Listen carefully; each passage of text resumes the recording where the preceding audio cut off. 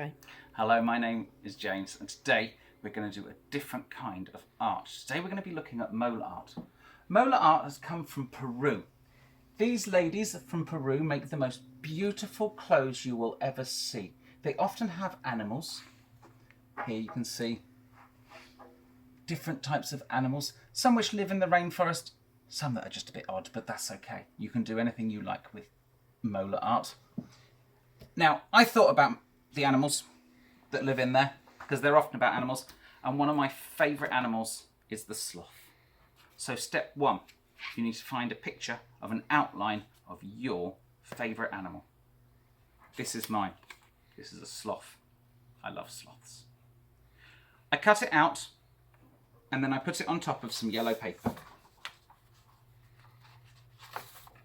I then drew around it, and I then cut out that piece, giving me just this outline. What I did next was I stuck this then on the yellow. And what you do is come here, you'll like this bit, I draw it around. Now I make it just a little bit bigger, and I keep going all the way around. It's got to be the same gap all the way around. Doesn't matter if you make a little mistake.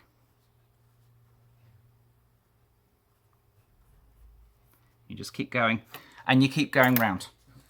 So I did the next colour as red, and you'll see that this one fits inside of that one. Then I took this red one, and I put that on top of another piece of paper, and I drew around it just like I did just then. And then I've got this next one. I'm going to glue them down each time, because that's what you should do, but I was trying to show you so that I was being ready and efficient. Often doesn't work. So I'm trying to make sure it goes straight in the middle, so the same gap is around the whole place. So now I've got yellow on red. And you want some really clashing bright colours. The Peruvian women like really bright colours that really clash. They really want to stand out like a beautiful peacock. So I've got 3 different colours of sloths. I'm then going to take this one, I'm going to put some glue on it. This is my last colour. And I'm going to glue this onto the buff paper.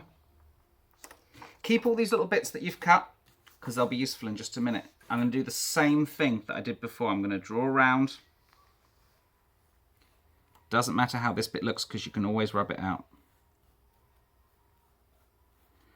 And make sure the gap's always the same. Coming around. Oh, I made that a bit big, so I'm going to make that a bit narrower, so it's the same. That bit, there's his little toe. It's a 2-toed sloth, evidently. I'm going to come up with this little spike on his back. Up, round for the hump, round for this bit. And if you look now, I've got the 3 different colours, and each colour is slightly bigger than the next. And if we go back to our beautiful artwork here, what you'll also see is they've got some beautiful colours on the inside. Now, you can do lots of different things. You can do dots like this one.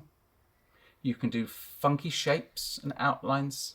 Or you can even do block colours like this beautiful scarlet macaw.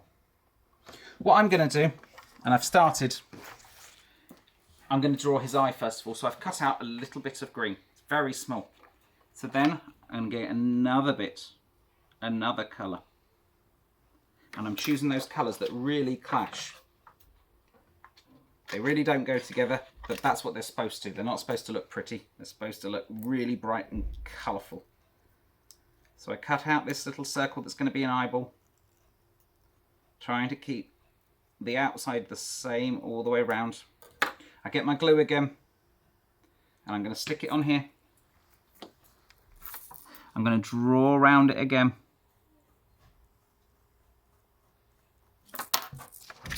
And I'm going to cut it out again. There's a lot of cutting here.